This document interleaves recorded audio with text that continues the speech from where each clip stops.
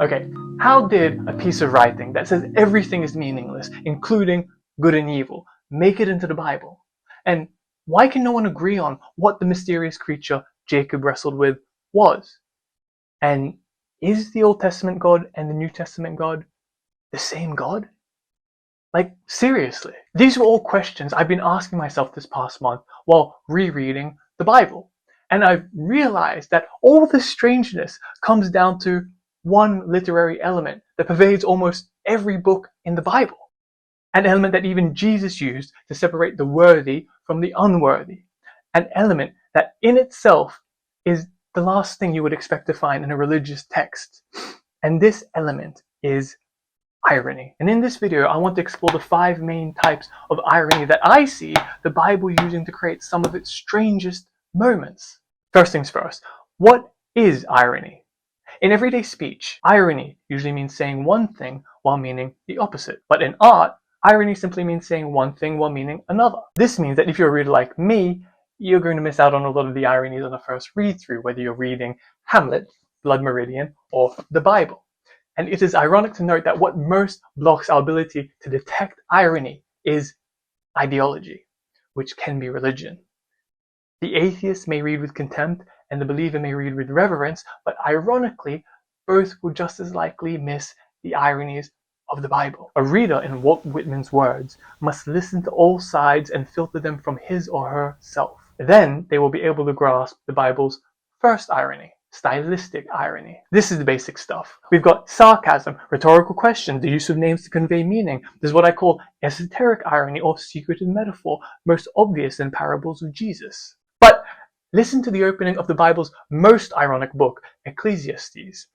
Vanity of vanities, saith the preacher. Vanity of vanities. All is vanity. Vanity means here emptiness or futility, a translation of the Hebrew hevel, meaning vapor or breath. What stylistic irony do you think we're hearing here? Is the preacher really saying that everything is empty, futile, meaningless? Even God himself? No. This is hyperbole of the very darkest kind. The reason this quasi-nihilistic book made it into the Bible is threefold. 1. It is astonishingly beautiful. 2. Like Dante's Divine Comedy, it argues that worldliness and materialism are nothing compared to the divine. And 3. Ecclesiastes came to the same realization as Buddha came to, that human desire is the root of all suffering and can never be satisfied. Or as the preacher says, better what the eye sees than the wandering of the desire. This is also vanity and vexation of spirit. But what is the opposite of hyperbole? Understatement. This is the Bible's second irony. And although it is also a stylistic irony, understatement is so universal and so much a part of the Bible's artistic DNA that it deserves its own spot, for it is the reason for so much of the Bible's strangeness. In the beginning, God created the heaven and the earth. Okay. 1. How? 2. What from? 3. Why? The text does not elaborate. And stranger yet, the part that left me with the most questions was when Jacob wrestled with that mysterious creature and won himself the name of Israel. Let's head over to the mine vault. And Jacob took his family and sent them over the brook and sent over that he had. And Jacob was left alone. And they wrestled a man with him until the breaking of the day. And he said, let me go, for the day breaketh. And Jacob said, I will not let thee go, except thou bless me. Boom. Just like that, no build-up, no introduction, just suddenly, out of nowhere, Jacob is wrestling an unnamed man. It doesn't tell us why Jacob wanted to be left alone in the first place. It doesn't tell us why they started to wrestle in the first place. And you also notice that the text reads, wrestled a man and not an angel, which is what most people think it was.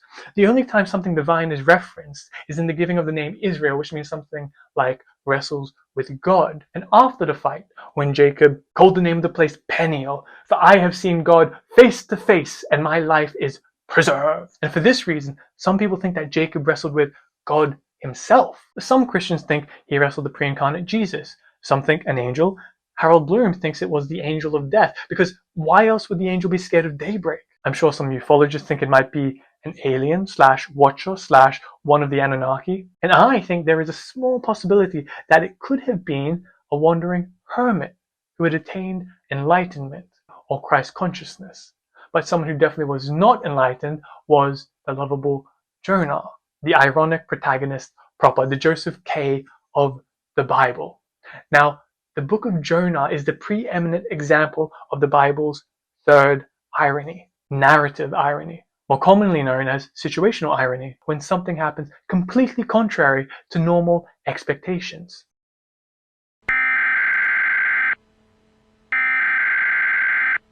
Genesis and Exodus are filled with these. Take Joseph being sold into slavery only to become the second most highest ranking official in Egypt, or the very human Israelites who, while wandering in the desert for 40 years, keep disbelieving in God and turning away from Him, even though they have experienced firsthand the 10 plagues of Egypt, the parting of the Red Sea, the pillars of cloud and smoke, and countless other miracles by Moses and Aaron. So when people say, yeah, I'll believe it when I see it with my own eyes, the story of Exodus tells us that no, they probably won't. Now, the book of Jonah takes this irony up to 11, bordering on the absurd as to seem almost Kafkan. Because at nearly every narrative turn, the opposite of what you'd expect in a normal biblical narrative happens. First, God calls Jonah to go to the great city of Nineveh and preach against their wickedness. But Jonah runs away from God and boards a ship. A deadly storm hits that ship, and the men on board choose to draw lots to see who was the cause of this storm, and a lot falls on Jonah. But instead of immediately throwing him overboard, these very, very kind men ask him, "What shall we do unto thee, that the sea may become unto us?" And it is Jonah that suggests, "Take me up and cast me forth into the sea." But even then, the men don't throw him overboard, but row even harder to get to land. Only as a last resort do they then gently throw Jonah overboard. And on the ironies go.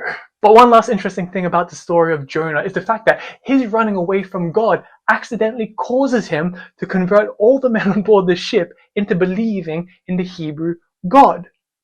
That is to say, is the book of Jonah actually a sly dissertation on eternal providence, on the idea that God wastes nothing, as Paradise Lost is? I think it's worth meditating on. But here's another question you probably asked before.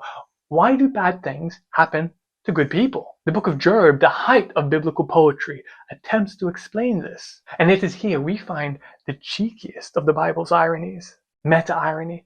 Not in the usual sense, but in the sense of breaking the fourth wall without breaking the fourth wall.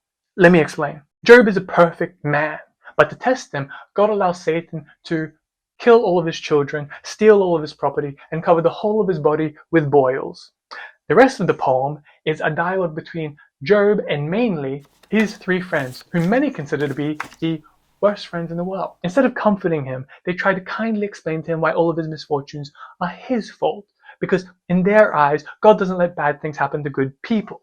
But if, as most people assume, his three friends are just plain wrong, and their words useless, why then does the poem give them equal speaking time to Job?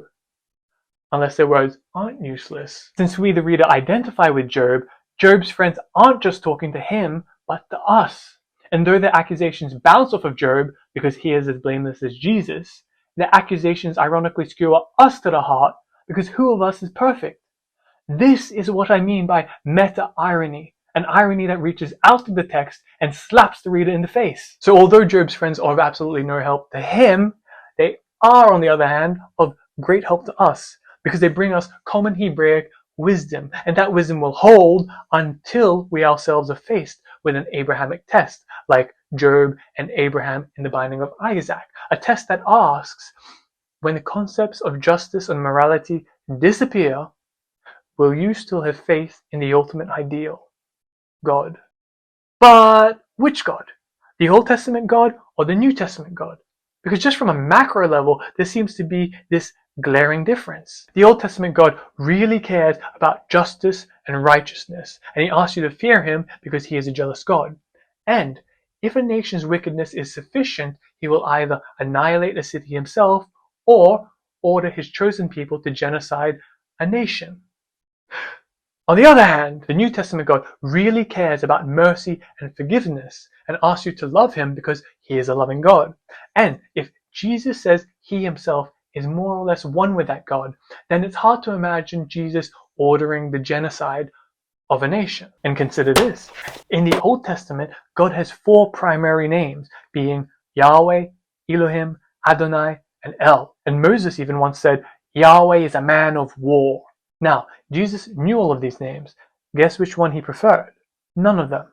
Jesus almost exclusively called God Abba, which is Aramaic for father or papa, a more intimate way of relating to God that is rarely found in the Old Testament. But this apparent split I've been describing could also be the 2 sides of the same God. For how is my finite mind supposed to comprehend the infinite mind of God? It's a rigged game. This brings us to our 5th and final irony, theological irony. It surrounds the Old Testament God like a storm cloud, the obvious reason being it is impossible for man to make a true description of God because we must filter him through the human brain, which evolutionary biology tells us has been optimized not for truth but for fitness. Thus, an anthropomorphic God walks and talks alongside Adam, Eve, and Abraham, culminating in the high strangeness of Genesis 18, when "And the Lord appeared unto Abraham in the plains of Mamre, and he, Abraham, sat in the tent door in the heat of the day. And he lifted up his eyes and looked, and lo, 3 men stood by him." These 3 men are, tradition interprets, God and 2 angels of destruction on their merry way to destroy Sodom and Gomorrah, but first stopping to have a picnic with Abraham and Sarah. And Sarah feeds this divine trio with cakes, butter, milk, and meat. Wait, why would divine beings eat human food? And why does the text say 3 men, when it could just as easily have said God and 2 angels in the forms of men? Could these 3 men perhaps have been something else? Something closer to, say, 3 wise men, earthly representatives of God through whom the Lord appeared unto Abraham? The strangeness is only compounded by the fact that this is the single time in the Hebrew Bible that it explicitly states that God himself appeared in the form of a man. Now, there are many more theological ironies that we could talk about for days, like the Lovecraftian terror of the Ark of the Covenant. But I think I've talked long enough already. And if you're wondering what I believe, well, I always like to refer back to my favorite mysterious figure in Genesis, the priest king Melchizedek, who simply said, "Blessed be the Most High God." In conclusion, the ultimate irony may be that William Blake, who called the Bible the great code of art, was right all along when he said that we choose forms of worship from poetic tales. And it is inside the ironies of these poetic tales that we plant and water our religions. Or, to put it another, much simpler way, the death of irony is the death of reading.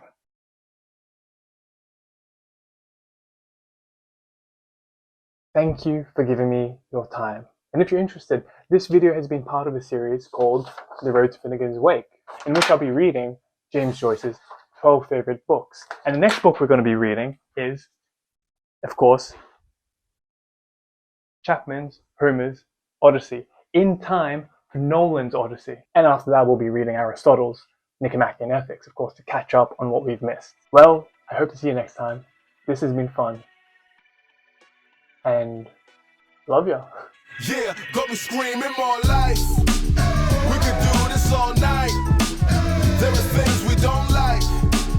Could be worse, we alright.